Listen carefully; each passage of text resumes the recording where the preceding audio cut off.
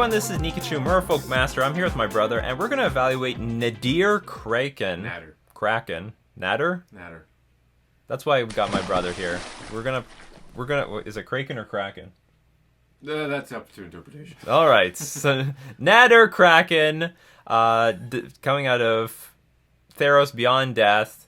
So double blue and a generic for a 2/3 Kraken. Whenever you draw a card, you may pay 1. If you do, put a +1/+1 counter on it. Nadir Kraken and put a +1/+1 counter on it and create a 1/1 blue tentacle creature token. That's weird. It's like the arm fall off and just becomes its own thing. Just like when you cut off a leg from the spider. Now you have to fight the leg. You defeated the spider, but the leg is going to come back. So there is quite a bit of buzz about this card, and I can see why people are excited about it. The creature does get bigger, so I mean, do not underestimate the power of something like Champion of the Parish, Thalia's Lieutenant, that incrementally gets bigger over time. And there comes a point where, you know, at the beginning, Thalia's Lieutenant, oh, it's just a 2/2 creature. Oh, it's just a 3/3 creature. Oh shit, it's a 6/6, a 7/7, an 8/8. Well, now what are we gonna do?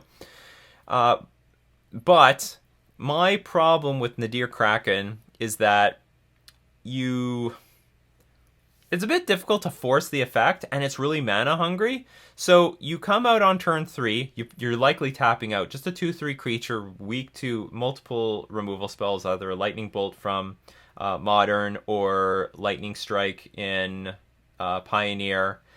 And the thing is, you have to wait to the next turn to get some value out of this thing. And even then when you do, you have to pay the 1. And I think in both Modern and Pioneer, it is going to be very difficult to make that investment. It might be worth more than I think, because I might be underestimating the 1/1 blue tentacle creature. So you might be slowing yourself down, but you might be buying yourself time with a tentacle creature token to make some chump blocks if necessary. So the creature will very slowly get larger, but I don't know if it's fast enough. It's basically going to be once a turn. I mean, like in like Modern Merfolk, for example, the only other times I'm drawing a card is through Silvergill Adept or Spreading Seas, and I don't know if that's a reliable way of making the Kraken bigger. Also, it doesn't have any good synergy with Merfolk in Modern. Not a Merfolk itself, cannot get unblockable. So I think it's going to be a little bit too slow, and what will really come down to is how valuable is the blue tentacle creature token. Like, is there any tentacle lord out there to help push through that damage? I don't think so. Now, how will this card interact in Standard? I don't know. Maybe it's good. Maybe you do have the mana that you really want to. Maybe this is going to be a really good card in Control. I mean, it doesn't look like a huge bomb, but, I mean, in a Control deck, you want to be patient, you want to take your time, and one turn after another, this thing's going to slowly get bigger and maybe produce a good clock. So I think in the creature-based decks where they're going to be tapping out, this might be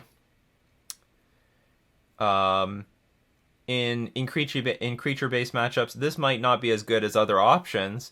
But this seems like a pretty good win condition for a Control deck. Like if you're trying to keep the board clear, or maybe even some sort of, I don't know, Delver style deck, or a deck that plays with a lot of removal spells, tries to clear the battlefield for this one big creature, because this could be looked at like a Tarmogoyf for Standard or Pioneer. You slam this 2/3 on the battlefield, not very intimidating right now, but next turn by next turn you're turning into a 3/4, and you put that tentacle creature onto the battlefield. That's 4 power.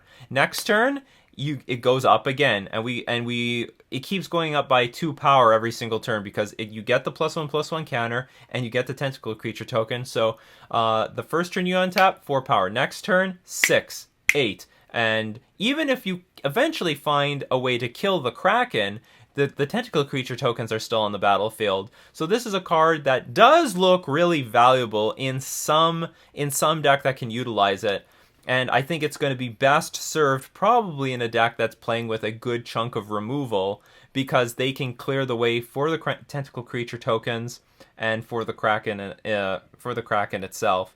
Not to mention, I think the Kraken also is going to be really good on defense in those decks as well. If they need to slow down the game, the tentacle creature token is going to act like good chump blockers, slow the game down.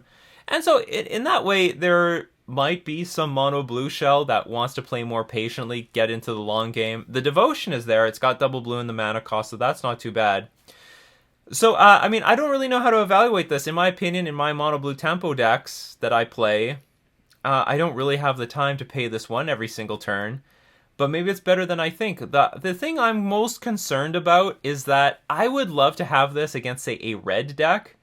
But if you look at Pioneer, like everything smokes this thing. So like Lightning Strike kills it, you make some tentacle creature tokens, and then Goblin Chain Whirler is just gonna clean them all up. Calamari. Yeah, turn it into Calamari, absolutely. But there obviously is some upside there. I can see that if this is unchecked, if this thing gets to exist on the battlefield unchecked, it's going to get pretty big pretty quickly. Once it gets to 4/5, it's basically indestructible. Basically nothing in Pioneer kills it except on a fatal push with Revolt. So it's got potential. It's not obviously garbage or anything like that, but it's just I don't clearly see it in the mono blue tempo decks. I could be wrong. I could be absolutely wrong, but it does look like it would be best served in a control deck or an attrition based deck. It's just one of the sort of fat creatures.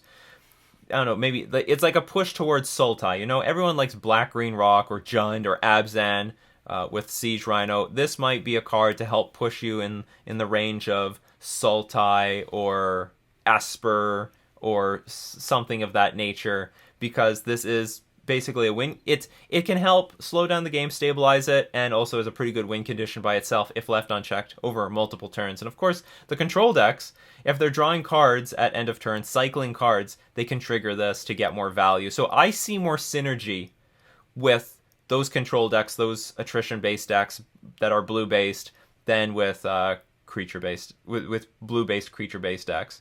But anyway, that's my evaluation of the Nadir Kraken. It's a very unique, cool card. It's good. It's definitely good. It's not like heap of garbage or anything like that. This is a good card. They're printing good, powerful cards, interesting, unique, with interesting, unique abilities coming out of this Theros Beyond Death set, and we can expect way more of it in the future. So anyway, this is Nikachu with his brother talking about Nadir.